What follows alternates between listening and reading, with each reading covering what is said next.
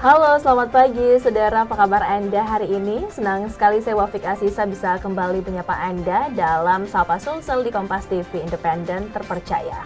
Saudara, Makassar dicanangkan sebagai kota ramah anak. Hal ini juga didukung dengan hadirnya berbagai lembaga maupun komunitas yang fokus terhadap anak-anak. Berbagai program dilaksanakan dalam bentuk edukasi kepada anak, seperti yang dilakukan oleh Yayasan Sahabat Peduli Anak. Kasus bullying atau perundungan juga dilirik dengan berupaya dicegah dengan menghadirkan sebuah kegiatan menarik. Lantas apa tujuan besar yang ingin dicapai? Kita akan bahas bersama teman-teman dari Yayasan Sahabat Peduli Anak Makassar. Kita akan membahasnya dengan dua narasumber kita. Yang pertama langsung saja kita sapa, ada Sheila Prisiliataka, pengurus Yayasan Sahabat Peduli Anak. Selamat pagi Sheila. Selamat pagi. Sebelumnya terima kasih sudah meluangkan waktunya untuk bergabung bersama kita. Selain Sheila juga hadir bersama kami ada Dila Yusri, koordinator acara Bullying Prevention and Awareness Program. Selamat pagi Dila.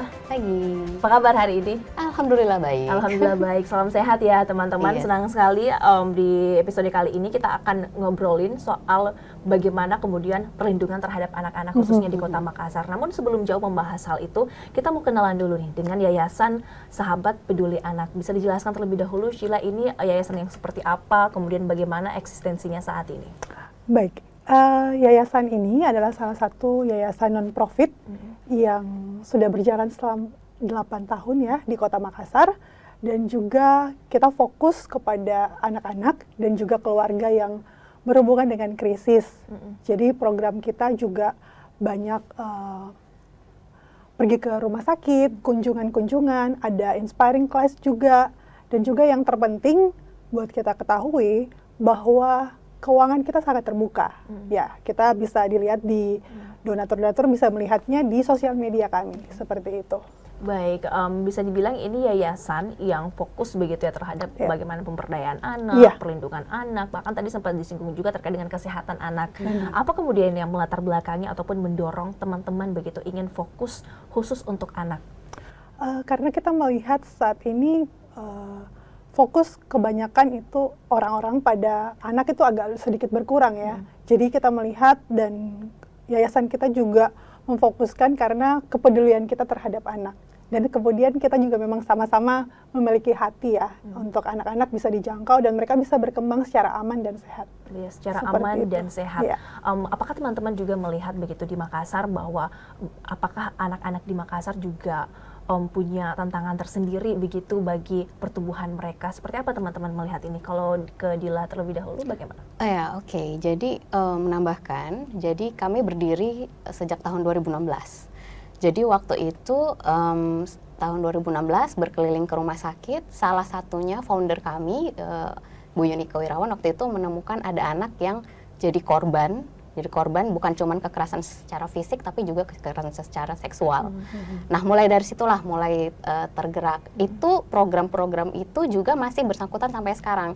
Yang sering kami, yang mulai aktif dan dulu sampai sekarang, salah satunya adalah mengenai kejahatan seksual. Jadi kami berkeliling ke sekolah-sekolah, mengenalkan pencegahan kejahatan seksual.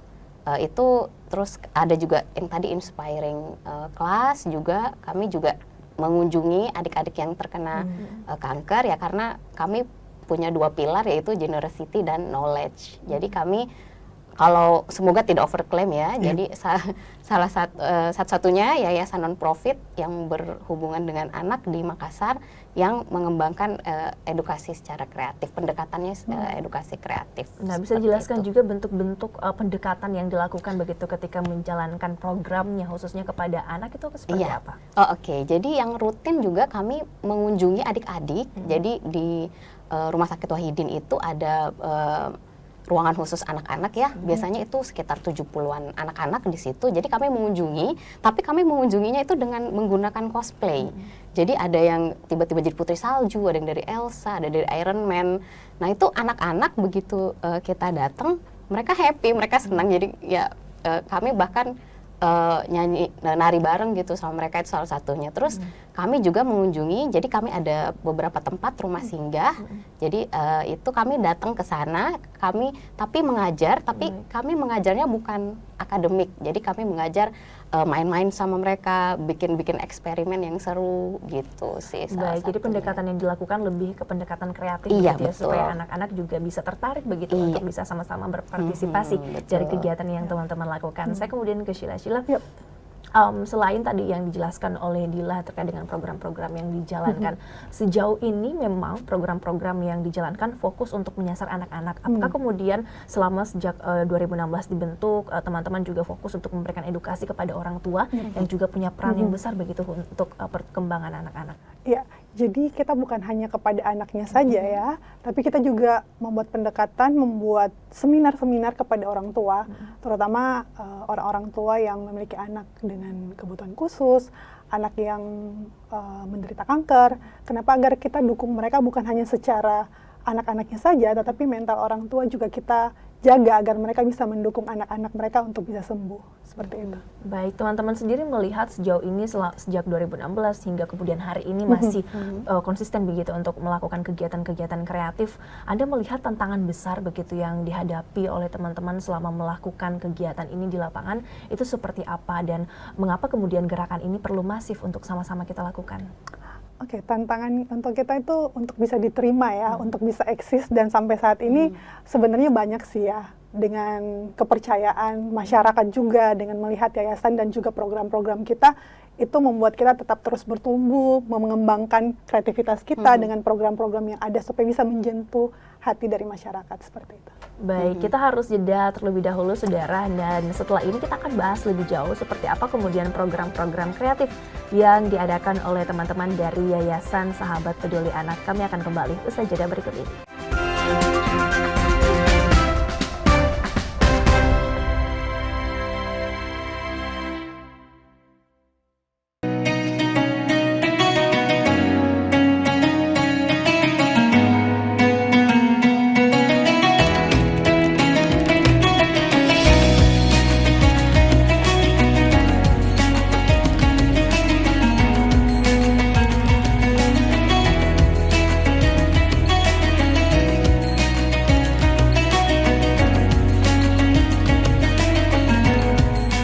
Assalamualaikum warahmatullahi wabarakatuh.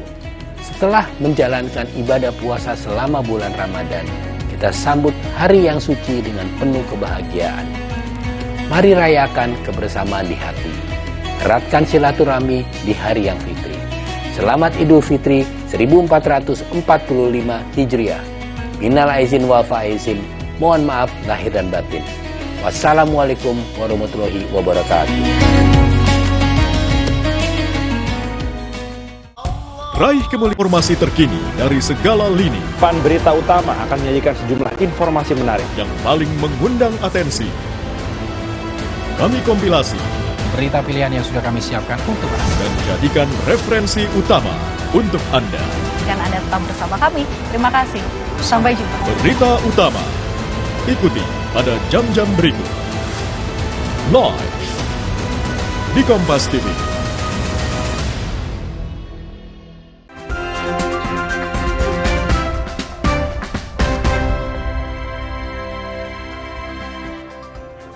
Terima kasih Anda kembali menyaksikan Sapa Sulsel. Saudara, kita kembali akan berbincang bersama dengan teman-teman dari Yayasan Sahabat Peduli Anak. Kita lanjutkan kembali teman-teman perbincangannya terkait dengan program-program kreatif yang sudah dijalankan oleh teman-teman. Dan dalam waktu dekat ini dari Yayasan Sahabat Peduli Anak juga akan mengadakan program Amazing Me. Seperti apa programnya? Saya ke Mbak Dila. Mbak Dila bisa dijelaskan ini program Amazing Me seperti apa yang nanti akan dihadirkan? Iya, oke, baik. Jadi kali ini kami mengangkat tema Amazing Me. Jadi Amazing Me itu adalah anti-bullying charity event.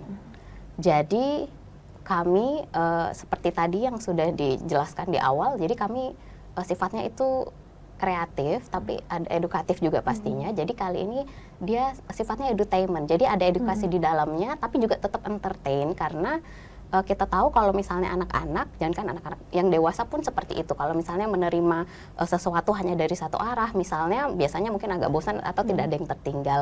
Jadi kali ini kami kemas sebaik mungkin, semenarik mungkin. Jadi yang datang selain menerima informasi juga merasa senang gitu. Namanya Amazing Me. Kapan rencana diadakannya? Rencananya tanggal 5 Mei jam 4 sore di Universitas Ciputra, Auditorium Universitas Ciputra. Baik, ini kan bisa dibilang temanya cukup menarik begitu untuk diangkat. Apa yang melatar belakangi teman-teman dari Yayasan Sahabat Peduli Anak untuk mengangkat tema ini? Saya ke Sheila. Oke, karena kita melihat Indonesia juga salah satu sudah peringkat kelima ya negara dengan tingkat kekerasan kepada anak, yang harus menjadi fokus kita juga sebagai yayasan, karena kita juga punya hati bahwa anak-anak juga bisa terlindungi sehingga perkembangan mereka secara mental mereka juga bisa tetap berkembang secara kreatif dan aman, seperti itu. Kalau spesifik untuk Makassar sendiri, apakah teman-teman dari Yayasan Sahabat Peduli Anak juga melihat kalau di Makassar ini sebenarnya kita juga sudah darurat kah, ataukah seperti apa teman-teman melihat kasus bully di Makassar sendiri? Untuk kasus di Makassar sebenarnya kalau yang terlihat bahkan juga yang ada di media-media sebenarnya sudah banyak, cuman belum terlalu terekspos terlalu besar ya seperti itu. Jadi kita lihatnya tuh dari lingkungan-lingkungan kita sendiri sih sebenarnya, dari pengalaman-pengalaman, ada juga orang-orang di sekitar kita yang anak-anak mereka notabene juga sudah mengalami itu. Baik, saya kemudian ke Mbak Dila. Mbak Dila, Yes. ketika kemudian nanti akan diadakan begitu event ini, bagaimana caranya berpartisipasi dan juga sasaran dari teman-teman sendiri ini siapa-siapa saja yang boleh ikut? Iya, oke. Jadi tujuan dilaksanakan program Amazing Me adalah pastinya untuk stop bullying, kekerasan kepada siapapun. Tapi kita mau mencoba nanti selain kepada anak-anak, dia tahu kalau keberadaan dirinya itu sangat berharga, tahu bagaimana caranya mengatasi situasi yang mungkin tidak nyaman untuk dia. Tapi kami juga mau share ini ke orang tua. Jadi mungkin saja ternyata tanpa sadar bibit-bibit bully itu justru dari rumah. Seperti itu sih. Jadi kami ingin semua yang datang teredukasi, baik itu anak-anak, remaja misalnya, orang tua. Jadi maksudnya semuanya teredukasi kali ini. Gitu. Untuk edukatornya sendiri nanti berasal dari mana? Jadi founder Yayasan Sahabat Peduli Anak adalah certified counselor, family counselor. Jadi beliau yang akan salah satunya membawakan materi seperti itu. Tapi seperti yang tadi saya ceritakan, jadi karena ini programnya edutainment, jadi seharusnya sambil begitu materinya pun itu nanti tidak berasa seperti sedang dikuliahin ya. Maksudnya kan takutnya selama ini begitu dengar ada seminar atau apa, takutnya aduh nanti kuliah bosan deh kayaknya. Tapi tenang, untuk yang kayak ini karena edutainment, jadi walaupun ada penyampaian materi itu dikemas sebaik mungkin sehingga tetap entertain. Boleh di-spill sedikit bagaimana bentuk-bentuk entertainnya mungkin atau pengemasan yang eventnya yang akan diadakan nanti? Oke, baik. Jadi nanti bentuknya akan ada dance, jadi ya anak-anak bisa ikut dance bareng-bareng, nanti ada dance dari anak-anak. Terus kali ini kami juga ada menggait Yuka Tamada, jadi Indonesian Idol. Selain itu ada bintang-bintang lainnya, jadi pasti akan ada show, pertunjukan nyanyi. Ada juga nanti yang semoga tidak overclaim, kami satu-satunya yang akan menggunakan UV black light performance. Itu sih, jadi dari 3 tadi aja itu udah rame, plus nanti tetap ada edukasinya juga, seperti itu. Baik, nanti tanggal acaranya itu 5 Mei. Betul, 5 lokasinya Mei. Di lantai 7 Auditorium Universitas Ciputra. Baik, untuk teman-teman pemirsa di rumah yang ingin ikutan event ini, cara aksesnya gimana? Oh ya, jadi silahkan di IG kami @Yayasan Sahabat Peduli Anak. Nanti di situ ada info lengkapnya, bisa daftar di mana. Kami selalu update buat pendaftaran. Apakah kemudian nanti teman-teman yang ingin ikut juga dikenakan biaya registrasi atau seperti apa? Iya, jadi tadi judulnya adalah Anti Bullying Charity Event. Jadi sebenarnya kami mengadakan acara ini selain untuk mengedukasi soal anti bullying, ini juga penggalangan dana karena dana yang akan kami peroleh dari sini akan kami gunakan untuk membiayai kegiatan kami yang free. Jadi rencananya kami akan mengadakan kegiatan free di bulan Juni untuk anak-anak yatim piatu, anak-anak sakit, itu free. Jadi dana dari sini akan kami gunakan, jadi berbayar. Harga tiketnya perlu di-mention? Boleh, silakan. Supaya disiap-siapkan ya. Ya, oke. Jadi boleh siap-siap ya. Jadi harga tiketnya 150.000 per orang, tapi kalau misalnya beli 2 atau di atasnya 125.000 per orang. Jadi 250.000. Yes. Jadi masing-masing tiket 125.000. Gitu. Iya. Sasarannya sendiri, apakah ada batas usianya, Mbak Sheila? Kalau untuk batas usia Tidak tidak ada. Kita Jadi juga ramah keluarga ya. Iya, Ya. betul. Yang mau bawa bapak, mama, guru juga dari sekolah-sekolah, betul. karena edukasi juga penting ya. Ada kota terbatas atau seperti apa? Ya, jadi sheet yang tersedia di auditorium itu cuma 525, hanya 525 saja. Jadi itu kami pasti tidak bisa menjual tiket sepenuhnya 525 karena kami punya tamu-tamu undangan juga. Jadi ya memang harus segera sih mendaftarnya, tidak bisa ditunda-tunda lagi. Takutnya kehabisan. Baik, saya ke Mbak Sheila kemudian. Ini kan tidak lama lagi begitu ya, akan diadakan di tanggal 5 Mei. Seperti apa kemudian saat ini progres persiapannya dan juga bagaimana reaksi dari publik begitu menyaksikan teman-teman dari Yayasan Sahabat Peduli Anak akan mengadakan event ini? Ya, kalau untuk progres persiapan kita kali ini kurang lebih sudah 75% ya Kak Dila ya. Jadi memang benar-benar kita mempersiapkan karena acara ini dengan tema yang berbeda ya dari acara kita sebelumnya. Jadi kemudian juga publish juga sudah mulai melihat lewat sosial media dan juga ada partnership kita juga yang bekerja sama untuk bisa menayangkan iklan ini. Seperti itu sih. Baik, ini kan bisa dibilang merupakan salah satu event dengan tujuan yang sangat bagus begitu ya, apalagi berkaitan dengan kasus bully terhadap anak-anak. Harapan teman-teman sendiri sih dalam event ini seperti apa nantinya ketika masyarakat yang pulang begitu dari event ini dapat apa dan bertindak seperti apa? Oke, jadi pasti harapannya yang tadi selain terhibur juga dapat edukasi ya soal bullying ya. Yang paling penting tadi kami ingin menanamkan yang tadi soal keberadaan diri, bahwa seperti temanya kita semua amazing gitu. Jadi ya tahu bagaimana cara menjaga diri misalnya, dan ya itu tadi nanti juga ada misal pada saat-saat tertentu mereka harus ngapain itu sih. Jadi harapannya seperti Kalau itu. dari Mbak Sheila sendiri seperti apa harapannya untuk event ini sendiri? Kalau harapan saya, khususnya untuk Kota Makassar ya, karena ini sudah ketiga kalinya kita buat event, semoga antusiasnya lebih lagi, dan juga anak-anak bisa terhibur, mereka juga bisa menjaga diri mereka, bahkan orang tua lebih punya concern juga sih untuk anak seperti itu. Baik, kita harus jeda. Kita akan bahas lebih jauh lagi seperti apa kemudian hal-hal yang perlu kita perhatikan agar bisa sama-sama mencegah kasus bully terjadi di lingkungan kita. Kita akan bahas usai jeda berikut ini.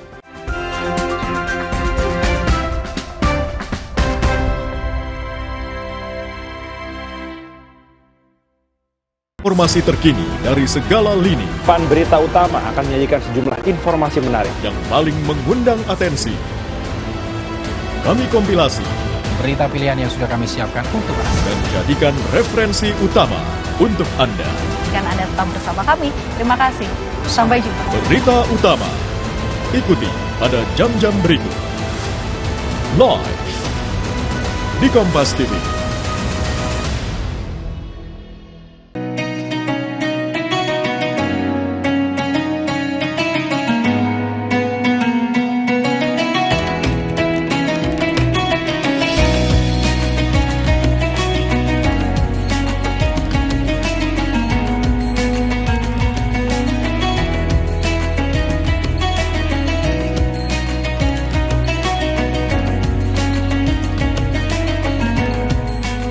Assalamualaikum warahmatullahi wabarakatuh. Setelah menjalankan ibadah puasa selama bulan Ramadan, kita sambut hari yang suci dengan penuh kebahagiaan.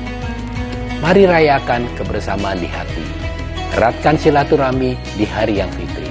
Selamat Idul Fitri 1445 Hijriah.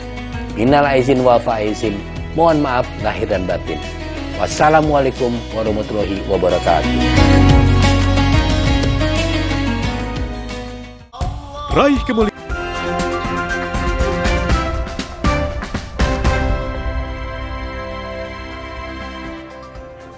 Terima kasih Anda masih bersama kami saudara dalam Sapa Sulsel. Kita lanjutkan kembali di segmen terakhir ini di mana tema Bullying Prevention and Awareness Program ini menjadi salah satu tema yang begitu diangkat oleh teman-teman dari Yayasan Sahabat Peduli Anak. Kita akan bahas kembali terkait dengan tema ini, bisa dibilang tema yang tujuannya cukup besar begitu ya, ingin sama-sama kita capai supaya anak-anak kita tumbuh kembangnya itu terbebas dari tindakan bully ataupun juga tidak menjadi korban bully. Saya ke Mbak Sheila terlebih dahulu. Mbak Sheila, sejauh ini Anda melihat seberapa penting sih peran orang tua dan juga guru untuk bisa mencegah kasus bully yang terjadi ini? Sebenarnya sangat besar ya, karena pertama kalau misalnya bicara tentang orang tua adalah partner terdekat anak ya.